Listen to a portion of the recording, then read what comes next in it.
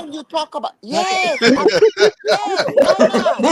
Not in a rude way, not to a point that you're gonna be. Man, Listen, let me most just say this. Africans are very sensitive. Like me There's right a now. way of telling people about the truth and like bashing to a point that you are talking about men. You know, it's emasculating men, talking about men. You know what I'm saying? Those things are like out of line. No, I'm Guam, not gonna agree with I'm look, not the that like saying first the time, that. Black Hold on, Americans hold And on, hold on. I see them. Guys, I see one person was very rude, even talking about like men, like they can yeah. even, you know what I'm saying? You don't even have to Afidam's go there. That's hold on, what I'm hold after on, that saying. was But one why I hold was the on, hold on, pissed. moment, okay, let me hold finish. on. The Let moment me you finish. talk about anything about them, don't talk about us. You don't have a right to talk about us, but you have a right. Every day also is talking about African countries. Yeah. Most of the time I agree with him.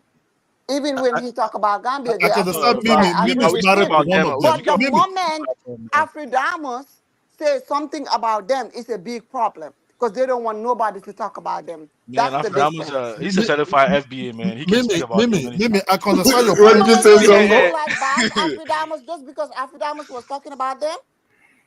You remember Afridamus? Am I lying? Yeah, They I used remember. to be so Hold on, hold awesome. on. That was came to rescue Africans.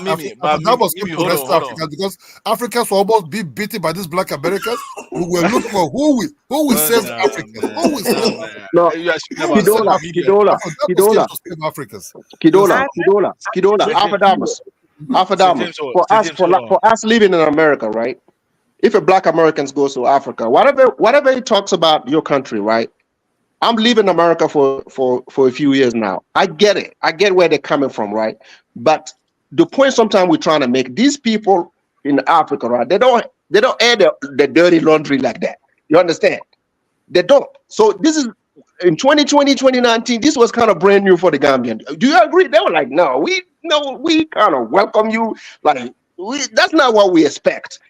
We're talking about like you going back, like being a local, like we have that local mindset. Like, oh, you were over there. These people, that's not how they solve their issues. The way you're going about it could be a little wrong, but I understand you're in America, raised as an American, black America. I get that.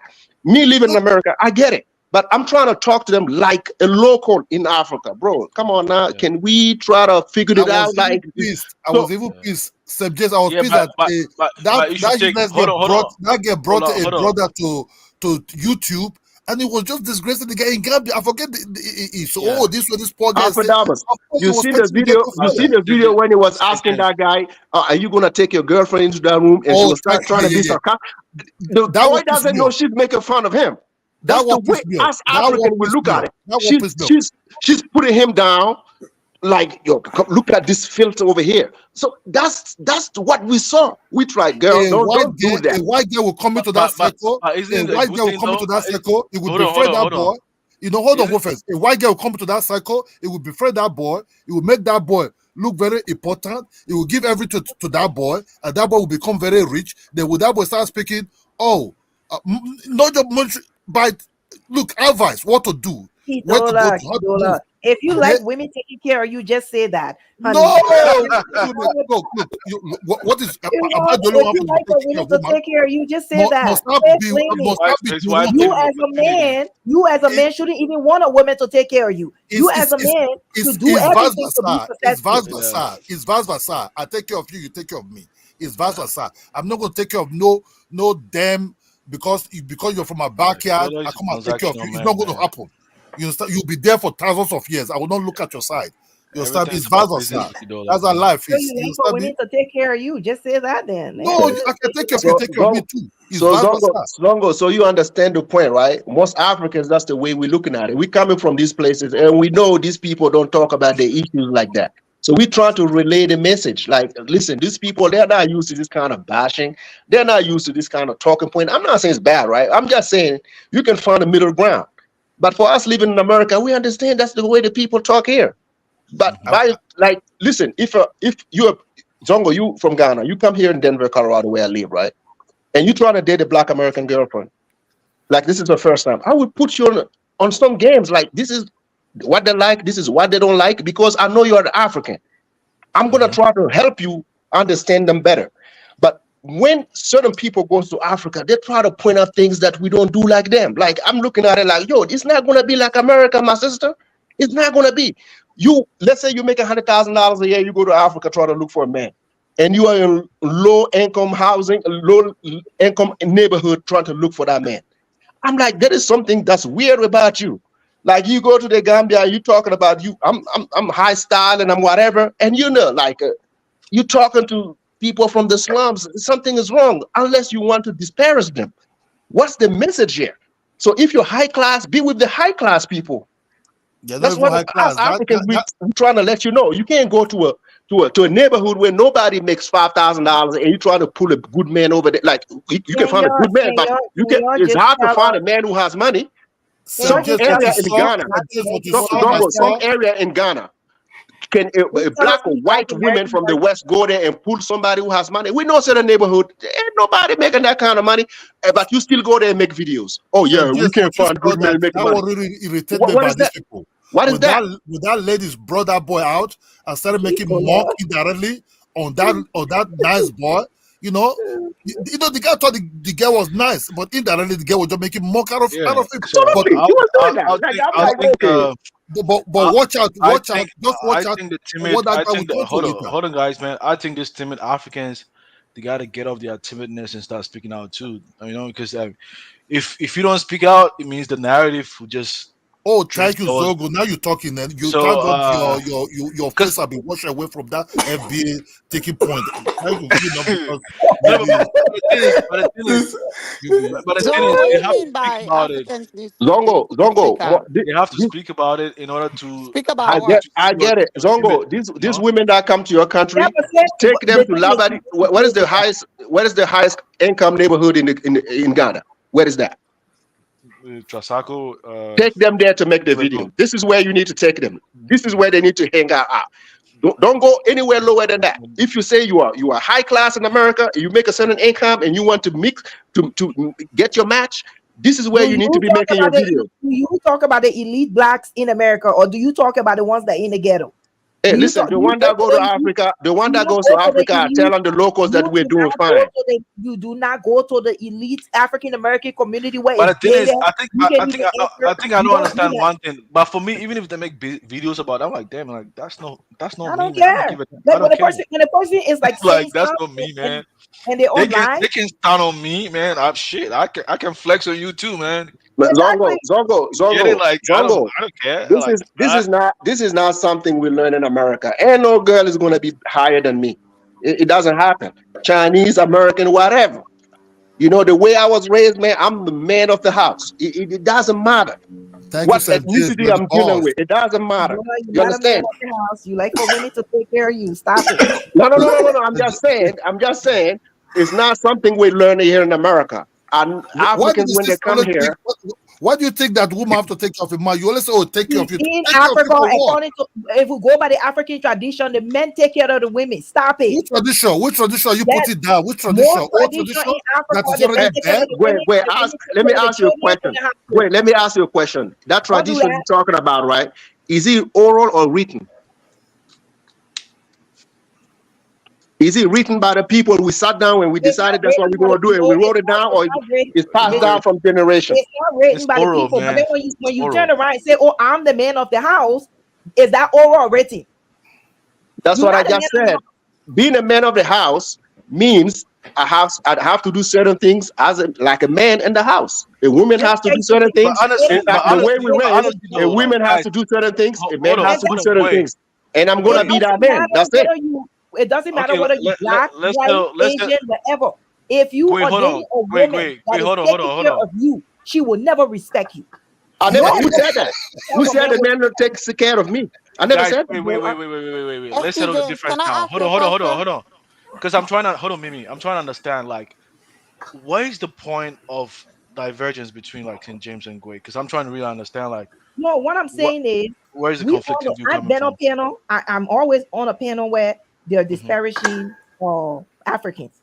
I go there and I defend Africa to the fullest, and I let them know that I don't care what y'all say, think, or do. Y'all are very uneducated about Africa. You don't know anything about Africa, and I will defend Africa to the day I die. Because why? I don't care if it's poor or not poor or whatever. I'm African, and I will always stick up for that. And I will let you know that you're not better than me just because I come from a third world country.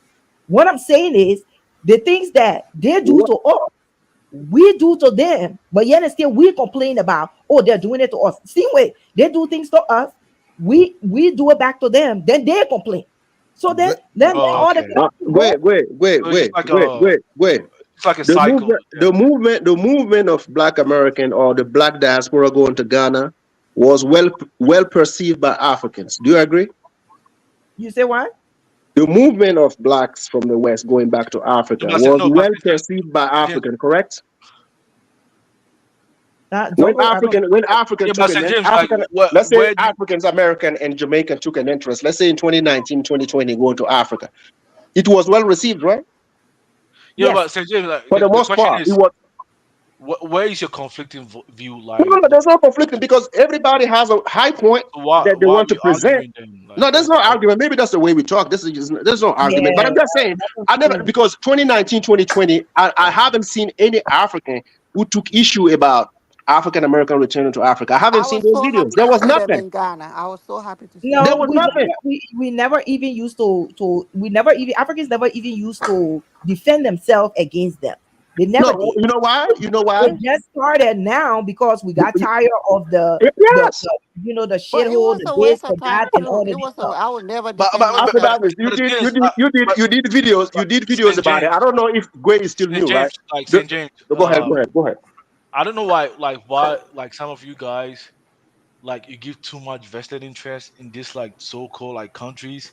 I'm like, man, you live in the state now. Like, you have a whole different nationality. Why? No. My nationality, I'm African, bro. I'm African from Burkina Faso. But even if you go back to Burkina Faso, yeah, you can't really thrive there without American dollar, though. Like, you still. So I'm guessing you're not Ghanaian no more. I exchanged my money. So I can spend it. What's so the point? so Zongo, you are no longer Ghanaian. No, man, I don't give a damn about Ghana, man. I mean, I was born there. Well, you see the difference. You see the contrast between me and you. That's why sometimes we don't click, right? I don't go home pretending to showing my passport to anybody. Nobody, even if somebody from my crew, right? One of my friends tells somebody else he's from the state, we have a problem. Yeah, I would put him on the side. I don't do that. Even if you say you American, they still don't see you as I have a problem. My friend will even introduce me to others as from the States. I don't do that. That's why I'm different from certain Africans. I don't go home trying to be like, yeah, I live in the state, I'm American. Even that's true, and I'm not standing on nobody. I don't even want nobody to know I left this country. I try to pretend I never left. Yeah, but see, James, you the minority. That's the point. I'm like, shit. For me, I want to be. For me, I want to be I want to be someone, a global citizen. You know, I want to be anywhere, wherever like this opportunity for me. I swear to God, if you go to America, I want to go there and I used to like them a lot. I'm not going to lie to you. It's like 90s, early 90s, babe. You come, my dad went to school there, but I was very small at that time. So, but with this guy started coming inside 90s, man, I would like to ask you questions. I do really like where you're coming from. I like that T-shirt. I like all this, what you call these boys you're seeing. Now, those days I used to follow some of their rappers. I used to watch, I used to read some of these magazines. I forget Ebony magazines just to see their pictures, the way they look like. But until really, I kind of like met them in Europe. I see the way they treated me, and like this YouTube street. I started seeing the way they were batching us. Then I started asking more questions. The people started saying, they will give you a hell if you come to the United States. They're the ones that will actually treat you far more worse than the white people. You understand me? So I started asking questions about them, really. You understand? But Tariq Rashid and the other guys, man, they were, look. Can I ask you a question? Afdamas, are Africans really sensitive, just like the FBA? No, not about sensitive. You're not about sensitive. Africans are far more respectful. Afdamas, you know what happened? You know what happened when an African decided to speak for himself? This just the word Zongo used. Sensitive. Because all the time, right? We have been as Africans. Right? We have Afdamas. We have been bullied anywhere in the world. Is Zongo the new teenager? Well, it seems like it. Wherever you go, right? Europe, you go to Europe, you come to America, right? The way people talk about Africa and Africans, we are put in a place where we have to respond because the way we get portrayed. But when the African start doing that, Okay, this is the African there who don't know. But no, no, Zongo, yeah, listen. We don't get it. We don't get it nice Right, here in America. You know, Okay, wait, no, no, wait. no, no. As an African, right? As an African, we all know when we first got here, we know we don't get it nice. We know we don't, but we grew up. We grew out of it. We got thick skin. We move out of it. So don't bring that back. Like when we decide to stand for ourselves. Oh no, don't bring us back to that. No, no, no, no, no, no, no, no, no. No, But do you no, see how because they that treating didn't stop the you. That didn't Senegalese stop you to get a migrants? career, right? It didn't stop you. It didn't stop me. It didn't stop Alpha Damas. That means this was nothing. This was minute to us, you know. But when the Africans become voiceful, respect it as well. After that, when you love people, right? You like people, eh? Yeah, When you like people, right? Then you not met them face to face, right? You really love these people. You watch their movies, from all kind of their movies to Tupac, from that bigger that comedian to Will Smith to Good Time. You really love these people. You think, man, these people look like me, right? You read about their book, Martin Luther King. They love Africa. What is so-called, what name they call it now? Then when you not meet these people really physically, face to face, then with the moment they see your dressing or your accent, they start shunning you, right? These guys will shun you live. Or when you the disco club, I don't want to repeat it, when you the disco club, right? Because some of them believe European women like them because they are African Americans, they start seeing Africans with white women. That's why this B2 is fake. They start going to ask the white woman, why are you with this African jungle? You understand me? They start having in the club. The Genuine was one popular at that time. You know, these guys from New York. Genuine. Yeah. So they have all of that. You know, they have the way they'll put their hands in their head. It's like the monkey style. Then I will ask some of these black Americans why they putting their hands on their head like that. They will say, "Oh, that what is doing." They call you a monkey. You understand me? Like, wow. You understand?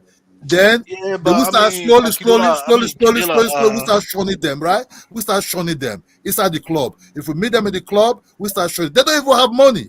They just run after this white women to help them. Some of them, they are soldiers who left American soldiers but who refuse to come back home. You understand me? We start trying to know how much is their salary. Their salary is just $600 at that time. You understand me? So we start trying to know much about them. The later part, we start shunning them in the club. You know, we start doing our own things. We don't want to do it. Then they will come and meet you. Hey, what's up, man? How you doing, brother? We don't answer them anymore. Then all this is clean up after some years. Kidola, When this YouTube started coming in, they started seeing them again, right? 20 minutes. Started hating on you. The reason why they're calling us monkey because some other people were calling them the same name. That's why they call us that. So, but if it's so hurtful, right? Come on, me. Come on, me. If it's so hurtful to them, why are they calling us? Why are they calling us the same name? I mean, but call them monkey back. So I don't have a problem with them. I don't have a problem with them. Why they saying that? What I try to say, I don't see a problem with them.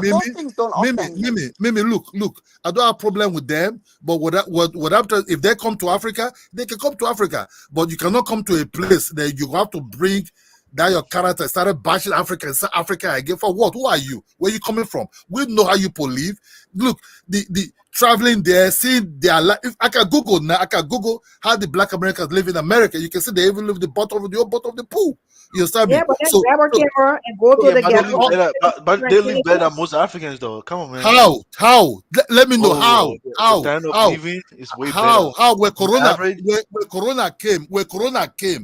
Look, let me tell you one thing. If you live better, you far more healthier. Hold on, when you live better, you far more healthier. When they were Corona 2020, who were dying more in on this earth? You want to overweight. We were working in the healthcare field. You want to compare the life expectancy of Nigeria to that of the US?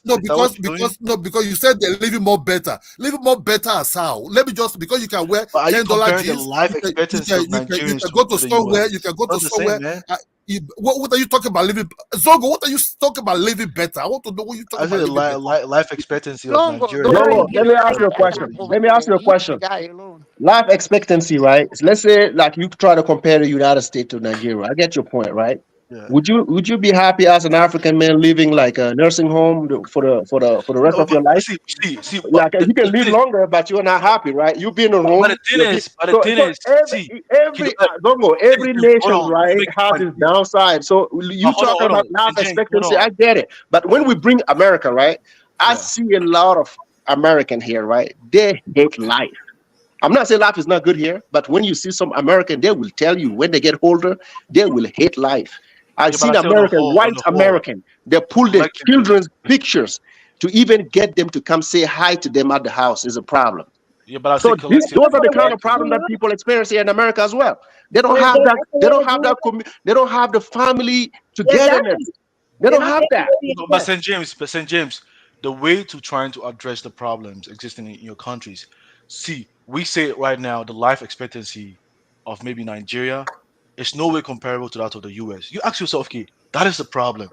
Now, how do we address the problem? I mean, that's the way to go forward. Like, why are you trying to Look, like if be you want No, to no, no, defensive? die, no, you I no, no, don't no. get I'm it. not saying. I I'm don't not. get No, no, what you no. guys But are the way you're saying. saying it, right? When you compare it, you have to Yeah, but compare I'm not the looking two. down upon Like, no, no, no, anybody. no, no, no, no, no, no, no. If you try to say the topic, or whether the topic is about Nigeria or is not about Nigeria, I get your point. Yeah, But even in when Ghana, like, yeah, no, no, I was no, when you actually, don't bring another country, I follow you. You say the life expectancy in Nigeria is this and that, and what can okay, we do we to speak improve about it? Ghana. Ghana You is are no way right on. comparable. You are right no, on. But when you Yeah, compare we it to speak about Ghana. when you compare it Not to another everything, country, you not also everything have to Messi. speak Hold on, guys. to Hold the on, problem guys. that these people are facing. Guys, let's Not allow everything Big Messi. Black also to speak. Not Go, everything Messi will work. Let me just tell you the truth. If you want to die, you will die. They might use Messi to hold you back for 2 years, but that Messi will also fail also. So when you talk about good life, you talk about medical aspect of life, right? That, oh, maybe they have access to good hospital and everything. We all know when that coronavirus came into this scene, right? That what really happened. Look, I caught coronavirus, right? That thing is far more worse than fever. It's more than 10,000 worse than fever because you breathe on your leg, you shiver, you shake. That is bad, but able to withstand it, right? But check out, like I live in Africa, but you just check people. You said they have good medical cars and everything. In New York was something else, but in Africa we were getting coronavirus, but we're still surviving it. After 2 days, I wake up, I start up. My wife caught it. My daughter just for 1 day, just for 1 day. We all move on. You I understand don't me? see why a lot of people are triggered by my So statement. no, You no. know, So if you're like, talking about medical aspect, yeah, yes, well, it's a factor of different they can regions hold and you with choose them. mercy. They can hold A you lot of with us, mercy for some time also. You understand me? He But don't know. look, I don't know why he's triggered. The that life mercy, expectancy that in yeah, mercy America, will the surely data fail the you. life says expectancy in a lot of America people is die way out of like more than the life If I were expectancy you, in any African you have country. to do exercise. You have to eat the right food. Which yeah. I Africa mean, we are blessed. that's the way to address the We problem. I are don't know why blessed. you We are having blessed with we are blessed with look at the cause of death vegetables. and then We are find a blessed with solution to fruit. that. We are blessed with sunlight. We are blessed with everything. This sunlight alone, this vitamin D alone, if you lack of it, can cause you all kind of shit. You But understand me? excessive of So it gives you cancer too. so you have to enjoy this life. So I don't care about if you go to maybe the best hospital. Yeah, if you have something, they must you have something. Start treating it. In Africa, they can also do the same thing. Also, look, this mercy is not too far from each other nowadays. You Yeah, understand me? but Ola, you're just not being honest to your country, man. Like, stop it, What man. mean by not I honest? don't What like mean this by kind of not honest? conversation. What mean by look? It's hard to have a conversation with you guys sometimes. No, look, you want to have a conversation with me? I It's don't Zongo, want places to. that For you me, will I find don't way want to be better. defensive Zongo, all the Look, he time. I agreed. don't care. So listen, I don't want to be defensive maybe all you the didn't time. listen. He I'm just gonna agree acknowledge with the you. problem. Okay, yeah. He This is just this. agree with How do you. we find a solution to He it? agree with you, right? You didn't want to listen. He agree with you. You came But into he the gonna Western world don't. not too long. Zongo, you came into the Western world not too long. Yeah, I've been in the Western world. It's a middle 90s already, right? I yeah, left. It's at but it 2000. You doesn't understand matter. me? I can So learn very fast. You know, it doesn't matter. hold on. I know what it is to be so long in these Western countries, but you're not psychologically right to yourself. You understand me? No, but I Look, went you to can say educational I live system, in man. these places, but actually, St. James is right. You can also not be happy. Also, first of all, if you're not based in those territory, if you're not born there, if you're not used to the system there, my brother, you get confused. Look, if you tell me you live in America, I'll tell you are welcome. If you come from America and say, man, I just come from America, you are welcome. That's what I would tell you. I will look at you first of all if you're happy. But as long as I live in Nigeria here, I have every amenities. I'm very happy with myself. If I want to travel, endorse my passport, I But travel. that's just for you. But Understand that's me? just for you, though, not for the broader extent of Let me Nigeria. yeah, I'm not generalizing it. Big Black, I'm not go ahead. generalizing Big Black, it. let Big Black speak. Zongo. Did you come in America around the time when Obama was running for president and pushing that Obamacare? Oh no, I came Okay, in so go back 2020. to those videos what they were doing to the senior citizen in America. After You will Amos, see, man, I'm going to sleep, man. Have a great day. everywhere, man. The game is rigged, man. The healthcare system in America is rigged, bro. Listen, guys, let's allow Big Black too before we do closing here. We've been here over 3 hours. Big Black, go ahead. Let me say this. As far as like the people that come over, right? The Black Americans, African Americans that come over, right? Right. If they're coming over from a country where you say they have all these amenities, right, and they come over to the country, that means they have a love for Africa. Meaning that I understand like how some of the Africans can't understand to be in the country and your homeland is, over the waters, and to step foot in your homeland for the first time. Right. You know what I mean? Knowing that, hey, this is where you come from. Just the thought of, a person that is very proud of being African. You know what I mean? To come to their homeland for the first time. I don't understand why you all don't put some of you, right? Don't put you all in their shoes. Yeah, maybe they did probably come over with foolish thoughts of saying, you know what, I don't need a business, right? And kind of overlook needing the business to survive there because of, maybe job scarcity, right? Right. Over there, you create the job. Right. I can understand that. Now, if I don't claim I'm an African American, I don't claim the term FBA, right? Because to me, as an African American, as someone proud to be African American, to me, someone that's proud of my African ancestry, I don't want you to take the name African away from me. You dig what I'm saying? Yeah. It's like you're taking my African ancestry. It's like it's part of your identity. Right. So you're just going to remove African. That's how I feel. But Okay. I'll tell you this. Whoever started whether the African Americans started talking about Africans first, or a lot of Africans African Americans feel like the Africans started talking about them first in Twitter posts and all that, and maybe vice versa. So it's like, what came first, the chicken or the egg? I think overall the stuff needs to be stopped. But say what you want about Tariq, but Tariq will never let a non-black person come on his show and denigrate Africa. Never. That's a lot. I mean, he wouldn't let a black person come on his show. Or non. I've seen about Africans all the time. But it's true. I've seen him defending Africans. So yeah, he will never. Derogatory stuff about Africans all the time. Why you think all these FBS when they're in any chat that they see Africans, they're calling them terror, they're denigrating them, they're saying all this stuff, and you think Africans are supposed to sit there and just be quiet? You don't lost your mind. Listen, no. I disagree with him, going back and forth with this with all that technical stuff. But one thing he will never do, he will never let a non-black person come on his show and denigrate Africa. And that's supposed to make us feel better, even though he's denigrating us. What I'm saying, he did though. Feel better, but I tell you what, I see on a lot of these shows, white people come on these shows and denigrate your brothers and sisters. And Which one? Yeah, a lot of y'all, I'm not going to give names. Give a few names. Which shows? They want to show my bro. Which shows? One at a time. Give out two names. Just two names. Just two. No, just two names. Just give us two names. It's a white shows that come in here and denigrate African. Which one, my brother? Give a name, just so we can follow. Give a name, so we can we can fix it. Maybe that can be fixed. You know what? I'm not gonna say it, but it does happen. I'm just gonna put it like that. And but why you don't want to tell us the name? Hey. But even there's a recent show he did about a snow bunny. I mean, you can just check. It's just quite recent, like in a day or two. I mean, he. Afrodamos, have you been part of a show where white folks were denigrating African American? No, I haven't been in one of them. I don't know which ones. So you, because I think most blacks, that identify as FBA, they pretty much say they don't want a white person on on this show. They're like, we can't believe you let a white person talk, but you know, anyone can call in. You know, like so. I've seen it on this show. But are you saying? You know, like, do you just have a problem with the individual being a white person and calling? People Wait, come up on this panel and denigrate African Americans, and I hear some look, people hide after. no, but what I'm saying, we have when you say denigrate, like we are having a conversation, right? So, like, it's not like a color thing. You know, anyone can call into the show. But I'm not right.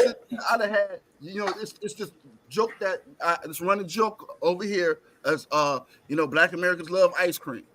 I done heard people come up on here, this panel, white people come up on here, yells African Americans like ice cream, and people say hee ha ha ha ha hee ha ha ha. Wait, so liking the ice cream, is that a bad thing?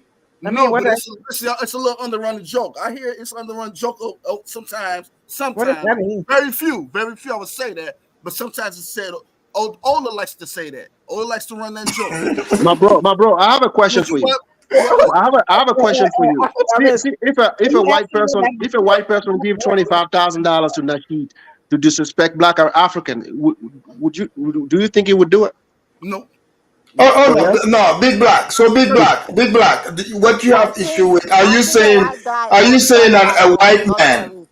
Are you saying a white man is not allowed to? It's not supposed to be able to call into the show and talk? I'm just saying, you have some pride about yourself because. So no. What I'm asking you. So if a white man is able to call, right? Because hold on. Just a second. If they're able to call, if a white man is able to call, and you know they know about Africa, because you know white people do go there too, right? In fact, more white people go to Africa than blacks. You do realize that? Yeah, okay. Okay, so obviously anyone that's calling, white, black, blue, or green, they have an interest in the show. So, like, can we remove color and just focus on the interest? Like, because people call into show topics because they have interest on it. Have you ever looked at it that way? I'm saying this. If we're having a family feud, we having a family feud. Who started it first? You know, the African Americans talking about the Africans talking about the Africans. No, but that's not what we are the dispute. I'm not disputing anything about that. For example, right? Okay, I haven't seen like any white person come and be like, no, it is the African Americans who started first and blah blah blah. I'm not talking about that. I'm just talking about just making overall disparaging comments. But what you said, ice cream, black people liking ice cream, that's not disparaging. Who doesn't like ice cream? I love ice cream. No, he says that. Oh, you know, Ola says that as a joke. Oh, you mean when Ola? No, Ola is talking about. You mean peanut butter and pancakes? Here's Ola. So when African Americans come to Africa, they're like, "Where's the ice cream?" Like, you know what I'm saying? They're like, "Oh, we don't like Africa." Ola has his outstanding, you know, beef with FBA's when he encountered them in Germany. So I mean, yeah, he's just that's very personal. Whatever Ola is talking about, right? You will be amazed to go to Nigeria and he's the one taking care of you. That's Africans for you. We will talk and it means nothing. Yeah, exactly. You know? I mean, he just Here's what I'm saying. It's like just an opportunity for him to vent his frustration. Big Black. Just look at it like people are free to express their opinion. You call in here.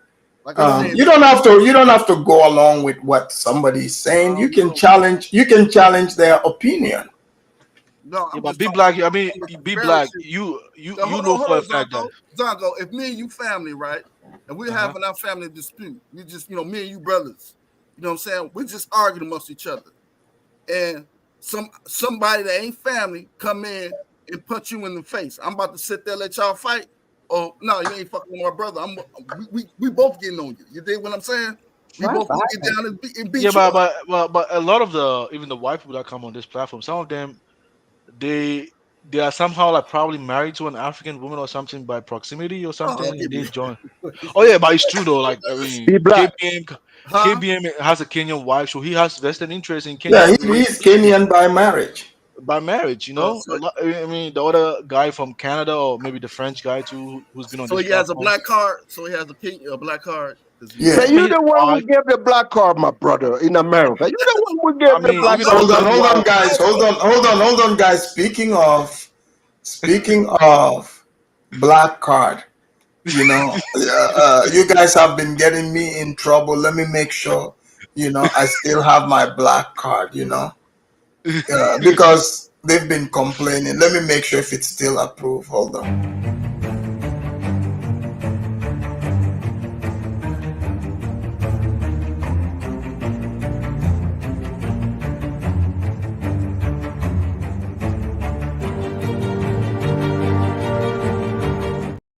It's still good for 5 more years. Okay. Yeah. I'm still in. But guys, let's do our closing statements. We've been here over 3 hours, so I can, you know, go hang out with my very B1 black friends, black people. It's not white. So hold on, Zongo. Why are you laughing? The way you emphasize on the point. Well, because you know I have to make it clear because you know how some people right there probably like, oh, Afridamo's going to hang out with his white friends on his side. I just want to make sure this is a B1 meeting. B1. Okay, let's do our. Lily is calling you. Who? Lily is calling. No, like Dr. Omar said, Snow Bunny never, Black Queen forever. Let us do our closing. Why don't he marry his baby mamas then? That's how Gwe, I see that Gwe, you like to start trouble. You like to start trouble. Why like if you're gonna be giving an advice like that, you need to be an example. So he's not married to neither one of his baby mama, and they're black. But for some reason, he wants to lecture other people on who they can. I like Gwe, man. She's very vocal. I mean, if she was there in the Gambian parliament, that bill would probably wasn't passed through. You know, because because she would be in the minority. They won't listen to her. Right, I mean, the point I'm trying to say is that they will have vocal women over there. They're not gonna Look, listen. you see the video of the women they showed, the two up there. Those are the former 2 vice presidents, both of them. You should see online what they said about them for them opposing that. Trust me, there is vocal women there like Gwe, but they shut them down quick. That's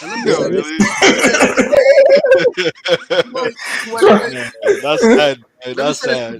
Thanks for standing up for us. I was hearing you, just trying to make things, Okay, Big Black, don't start crying now.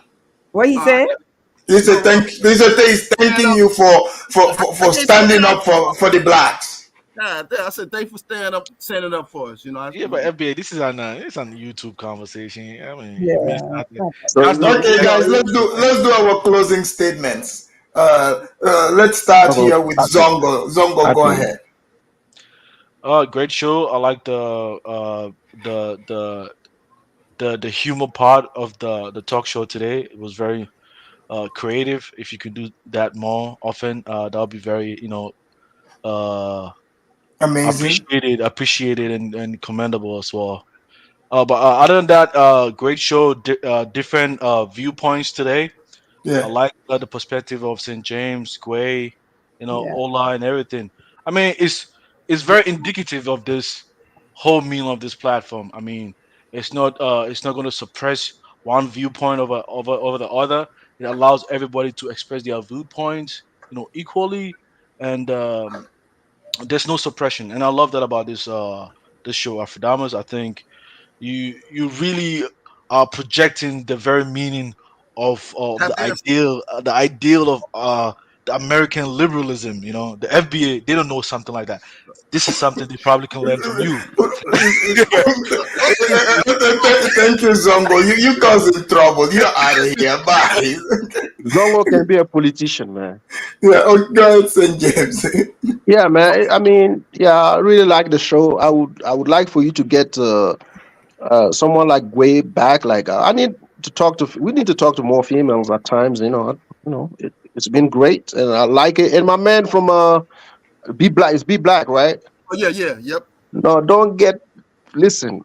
If you know Africans, man, we talks, and at the end of the day, we know what's up with Black American. Don't worry about those things, man. You know that conversation need to be had. Sometimes it's gonna be a little frustrating, but you gotta have to understand the African part of it too. You know, like the way we understand the Black American part. You understand?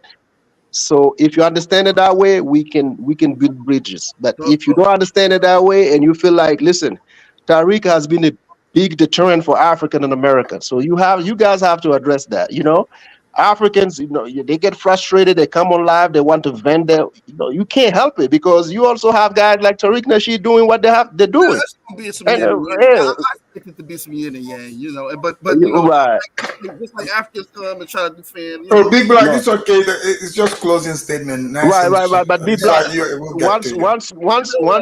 once you go to Africa, you will not see a St. James or Kidola behaving it's not gonna happen. You come with love, you will live with love. That's what it is.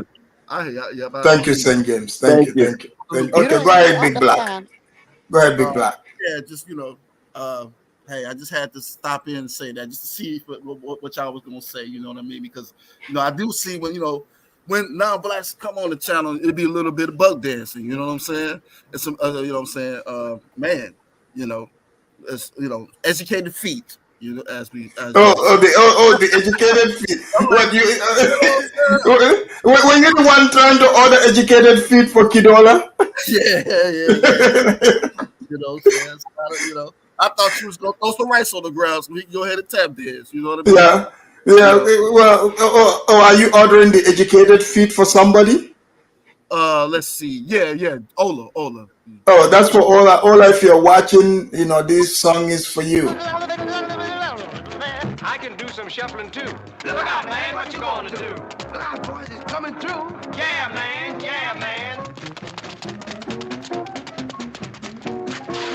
Boy, he got educated feet. All right. Thank you, Big Black. All right.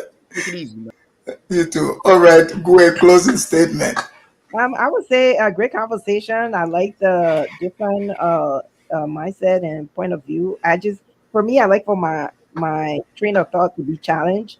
I think that we need to have a discourse so that we can be able to have a constructive conversation about things that are true and not true. I just feel like with African Americans going to Africa, you tell them, do your research and do all of this stuff till you black and blue in the face. Most of them are not going to listen. They're going to go there and have to learn and experience for themselves. And if they're venting and saying what they want to say, you as an African know it's not true. You know what the real deal is because you lived on the continent before. I don't think that should be like something you should take to heart. I think there's a lot of Africans that are very emotional, even in the chat when you're having conversation, they're calling you names and disrespecting you. And it's not that deep, Right. You're men, you're supposed to be more stoic than women. So for you to be all in your emotion instead of speaking from a factual point of view is not going to help the situation, or it's not going to bother me at all. I don't. We brought the fire on the man. Like you have to you got to say it from both sides too. I've been on panels where there are African Americans that have defended Africans when there are other African Americans going against African. So and they are not a monolith either. They are a group that is different. There is the degenerate blacks, and they're actually black people. So I think when you don't distinguish the difference between the two, you tend to lump everybody in the same group, just like they do us. And that's not going to help the conversation at all until we can actually have these conversations, whether we agree to disagree and move on, and that's it. But great, I like the conversation. I had to hold Kidola feet to the fire. You sure did. You really did. He said, "Who's this fiery lady?" There's somebody in the chat. They was like, "Who is this yappy Liberian lady or whatever?" Hey, like Kidola said, he said, "Snow bunny forever, black queen never." Thank you. Thank You know, you, Gwen. whatever your choice is, that's good with me. I don't really care who people date. You know, whatever you choose to make you happy, that's good. I just don't think disparaging the other group is gonna help. You know, so True with that. True. Thank you, Gwen. All right, Mimi, closing statement. I think we should pass that. I think people like Kidola, I can sense that he got a good heart. I think he will be the most generous person if you go to Nigeria and met him. So whatever Kidola be saying on this platform, I don't think he Look, the really blacks mean it. love Kidola. Okay. Yeah, Kidola looks like a very generous person. I think when you go to Nigeria and meet him, he will be the most welcoming person. Yeah, So just make sure you bring when peanut butter Africans and come, pancakes. when we come and talk about maybe things like that, we don't even mean it. Like me, after this What do conversation, you I'm mean you going don't to. mean it? No, what I'm saying is we don't take it too personal. Like I don't take Are you personal. Like sure? for what? I don't even know most of these people. When I saw them, like maybe in real life, they would know. Like I'm a very generous person, and I don't go and bash people. I don't believe in that. Didn't you guys? Have I Didn't you ever guys try bashed? to get? Didn't you guys try to deport Art Kati? Let's not act Kathy is that lady is very rude. It's different. I mean, when you go and tell your truth, there are some things that I would agree, but don't go beyond to a point that you are disrespecting. You guys took away her freedom of speech. You are disrespecting people. It's not about that. If she, there are some things that she said that I agreed, but when she went like beyond that, disrespecting Gambia, do you sleep with men to understand their genitals and stuff like that? That was out of line. I will never agree to that. She is very rude, and I don't care what people say. Oh, but she was telling the truth. Are you gonna accept women talking about how men are? Like, does she sleep with every Gambian man to know how they are in bed to talk about them like that? That's rude. And you Okay. agree with? I mean, like, do you agree with that? Because With you're a what? Gambian man. Do you agree with Kathy talking about how Gambian men are in bed? I really Maybe. didn't. I really Yeah. didn't Okay. care, to be Okay. So, honest. I mean, I don't care, but like the lady is rude. Let's just call a spade a I spade. mean, I She don't has. know. I don't know. We don't know what Art Kati was doing over there, but hey, for me, to be honest, like I didn't even think about it. The lady. I don't care what people say. I just was, The lady is more rude. fascinated Really. by the whole thing. She put it on camera. I was like, ooh, And I think sometimes Gambians are going to and be she's no. The pissed. thing is, most Gambians don't even know her. Once they start knowing her, that's when she was like in a point that she cannot live there anymore. But at first, most Gambians don't even know her. It was just the people that are maybe out of Gambia, but the ones that are living in Gambia, you think Aketi will be talking like that and then she'll be like walking in the streets like that? That's not gonna happen. So I was like so worried about her at first. I'm like, you don't even know what you're putting yourself into. That's wild. Yeah, it Yeah. is wild, but I don't believe in disrespect. That's just me. I don't care even if I see Africans trying to like bash African American to a point, a certain point. I will never agree to that. But I like honesty. If you Well, it's say not something bashing. honest, It's like have a nice, cordial conversation. Without people getting all mad. yeah, I'm It's so would I. like no one is saying this is how it's supposed to be. People are free to express themselves, but you will be I agree. challenged. You know what I'm saying? I As mean, long as I you don't mean, go disrespectful, you can say whatever, you can challenge. And but what's with Gambians and this respect thing? no, it's But not but about but but but then you are in the traffic in Gambia, they cut you off. You are in line, they come and cut you off. Africans. They I'm jack not up the talking. price on Listen. you. What's that? Listen, That's most not of the stuff that when you come back from Gambia and talk about it, I agree. I said they be worrying about things that has nothing to do with them. Most of the stuff that video says, there are some things that I agree. I said yes, they live above their means. right. They misprioritize their, you know, things that they have nothing to do, I That's agree called with that. that's called And being ghetto because like fabulous. poor mindset, like you are poor, but you're thinking about iPhone 5. Why would I be thinking like that? You understand? Yeah. You see poor people that can barely Misplaced. eat, but they Mis- are holding the latest iPhone 15. I'm like, ain't you just well, worrying about where you're gonna stay or what you're gonna eat? Or they're gonna worry about driving a car and you don't even have a home yet. Before I drive a well, car, this is all business opportunity for people that want to open business. So exactly. I mean, I'm not living that kind of lifestyle because maybe I don't think like that. Before I'm gonna drive a car, I'm gonna have to worry about where I live first, making sure I build my house and all that. But that's all because those stuff I you do agree. because Mimi, you're bougie. Yo, I'm not bougie. Okay, Mimi, I'll let you go. Yeah, all Is right. It Thank was you. thanks for having me.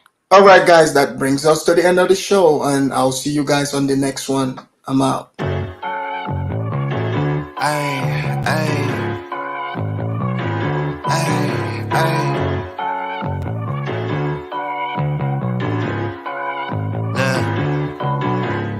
Baby girl love my bop and I like me too. No roof on my top and my babe see-through. Hating on the pen, don't stop, shit ain't gon' feed you. I been all on my grind, so why I need you? Baby girl love my bop and I like me too. No roof on my top and my babe see-through. Hating on the pen, don't stop, shit ain't gon' feed you. I been all on my grind, so why I need you? Big flex, my swole up, double cup and I'm pulled up. Niggas hating like hold up. What's the problem?